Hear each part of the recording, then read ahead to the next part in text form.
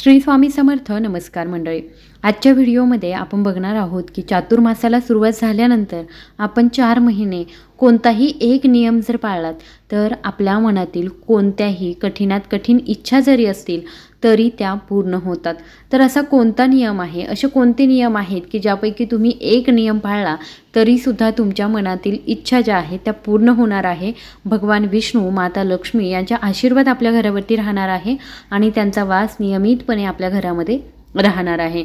तर चला जाणून घेऊया की नक्की चातुर्मास कधीपासून सुरू होत आहे, कधी संपणार आहे आणि नियम कोणते पाळायचे आहे.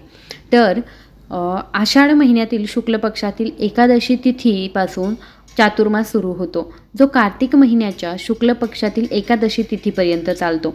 यंदाचं देवशयनी एकादशीचं व्रत हे 17 जुलै रोजी पाळलं जाणार आहे. देवशयनी एकादशीच्या दिवशी भगवान विष्णू पूर्ण 4 महिने योग निद्रेमध्ये जातात. यानंतर देव उठणी एकादशीच्या दिवशी श्रीहरी योग निद्रेतून बाहेर पडणार आहेत. यंदा देव उठणी एकादशी ही 12 नोव्हेंबर 2000 रोजी साजरी केली जाणार आहे. धार्मिक मान्यतेनुसार जोपर्यंत भगवान विष्णू योग निद्रेमध्ये राहतात तोपर्यंत जगाचा कारभार आपल्या सर्वांचेच लाडके भगवान शिव हे करत असतात. आणि याच्यामुळे आपण हा जो चातुर्मास आहे, हे जे 4 महिने आहे म्हणजे भगवान विष्णू झोपेपासून तर उठण्यापर्यंतचा जो काळ आहे त्या काळामध्ये पूजा केल्याने किंवा कोणतेही जे आपण कर्म करतो तर त्यांचं पुण्यफळ आपल्याला प्राप्त होतं. या उलट काही जर वाईट कर्म करत असाल तर त्याचं वाईट फळ आपल्याला प्राप्त होतं. तर चातुर्मासामध्ये आपल्याला कोणते नियम जे आहेत ते पाळायचे आहे, कोणती कामं जी आहेत ती करायची आहे. सर्वात पहिलं महिलांसाठी आहे की चातुर्मास 17 तारखेपासून सुरू होत आहे. आपल्या सर्वांच्याच घरामध्ये तुळशी माता असते. प्रत्येकाकडे तुळशीचं एक रोपटं असतं आणि जिथे तुम्ही तुळस ठेवता तर त्याच्यासमोर थोडीशी जागा असते. तर त्या तुळशीसमोर आपल्याला हळदीने एक स्वस्तिक रोज काढायचं आहे. 4 महिने आपल्याला सलग हळदीने स्वस्तिक आपल्या तुळशीसमोर काढायचं आहे आणि तुळशीला दिवासुद्धा आपल्याला लावायचा आहे. त्याचबरोबर 4 महिने भगवान शिव हे आपला संपूर्ण कारभार सांभाळत असतात. त्याच्यामुळे भगवान शिव हे जागृत स्थितीमध्ये या 4 महिन्यांमध्ये असतात म्हणजे असतातच. आणि या कारणामुळे आपण 4 महिने रोज पिंडीवरती दुधाने किंवा पाण्याने अभिषेक करायचा आहे. आपल्या आजूबाजूला जिथे कुठे शिवमंदिर असेल तर त्या मंदिरामध्ये आपण नक्की जायचं आहे. पाण्याने किंवा दुधाने आपल्याला अभिषेक करायचा आहे. 4 महिने रोज आपल्याला तुळशीपत्र जे आहे ते भगवान विष्णूंना अर्पण करायचे आहे. भगवान विष्णू किंवा बाळकृष्ण यापैकी कोणाला तरी आपण तुळशीपत्र जे आहेत ते अर्पण करायचे आहे. पुढचा 4था नियम आहे. चातुर्मासामध्ये प्रत्येक महिन्याच्या एका मंगळवारी किंवा शुक्रवारच्या दिवशी आपण सवाष्ण स्त्रीची ओटी भरायची आहे. कोणत्याही मंगळवारी किंवा शुक्रवारी सवाष्ण स्त्रीची आपल्याला ओटी भरायची आहे.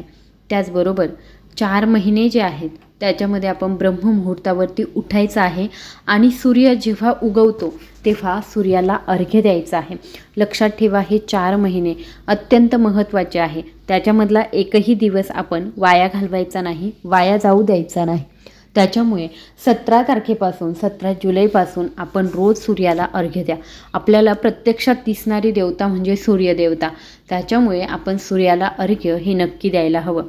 त्याचबरोबर 4 महिने आपल्याला शक्य झालं तर तुळशीसमोर रोज तुपाचा दिवा लावायचा आहे. साध्या तेलाचा लावला तरीसुद्धा हरकत नाही, पण जर तुम्हाला शक्य असेल तर तुम्ही तुपाचा दिवा नक्की लावायला हवा. त्याचबरोबर पुढचा नियम आहे 7वा नियम. या चातुर्मासामध्ये आपल्या मुख्य दरवाजावरती आपण लक्ष्मीची पावले चिकटवलेली असतात. जरी आपल्या मुख्यद्वारावरती लक्ष्मीची पावले चिकटवलेली असली तरीसुद्धा रोज रांगोळीने आपल्याला आपल्या मुख्यद्वारासमोर रांगोळी काढायची आहे, म्हणजे पावले काढायचे आहे आणि त्याच्यावरती हळद कुंकू वाहायचं आहे. त्याचबरोबर दिवे लागणीच्या वेळी जर आपल्या घरामध्ये कोणीही व्यक्ती येऊ द्या, त्या व्यक्तीला दूध किंवा मग साखर किंवा मग चहा द्यायचा आहे.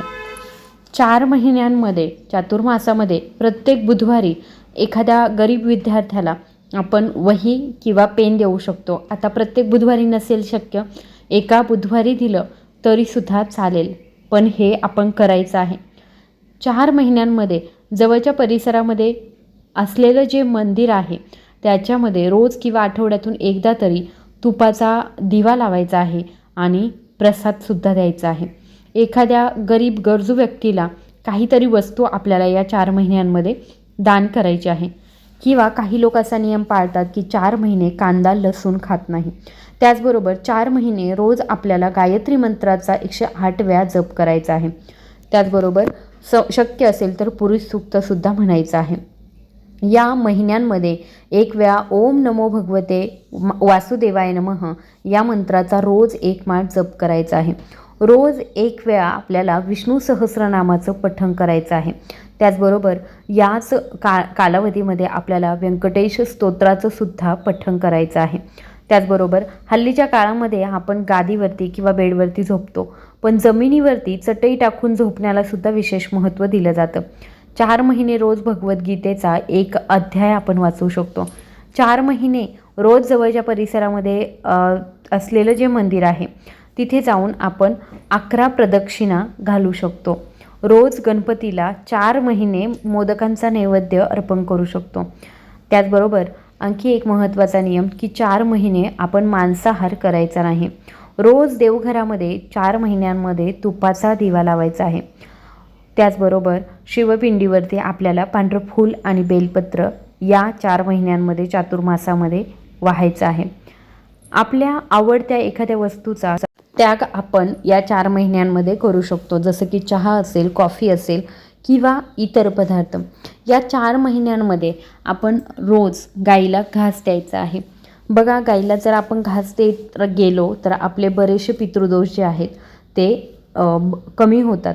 4 महिने रोज विद्यार्थ्यांना गणपती अथर्वशीर्ष पठण करायला लावायचं आहे. पठण करणे शक्य नसेल तर किमान घरामध्ये लावून तरी द्यायचं आहे. 4 महिन्यांमध्ये प्रत्येक गुरुवारी आपल्याला स्वामी चरित्र सारामृताचं पठण करायचं आहे. प्रत्येक शुक्रवारी 11 वेळा श्री सुक्तमचं पठण करायचं आहे. रोज कुलदेवतेची 4 महिने रोज कुलदेवतेची आरती करायची आहे. चातुर्मासातील साधना ह्या जीवनाच्या पूर्ण विकासासाठी आहेत. फक्त 4 महिने चांगले वागावे, बाकीचे महिने कसेही वागावे असा याचा अजिबात अर्थ नाही. या विश्वाला चालवणारा जो ईश्वर आहे त्याचं प्रत्यक्ष स्वरूपात अनुभव घ्यायचाच असेल, या साध्या सोप्या नियमांचे पालन करून मनातील इच्छा पूर्ण व्हावी आणि आपल्या मनाला आणि शरीराला शिस्त लागावी म्हणून आपण प्रार्थना करावी. आय होप ही दिलेली माहिती तुम्हाला आवडली असेल तर जास्तीत जास्त लोकांपर्यंत नक्की शेअर करा. धन्यवाद.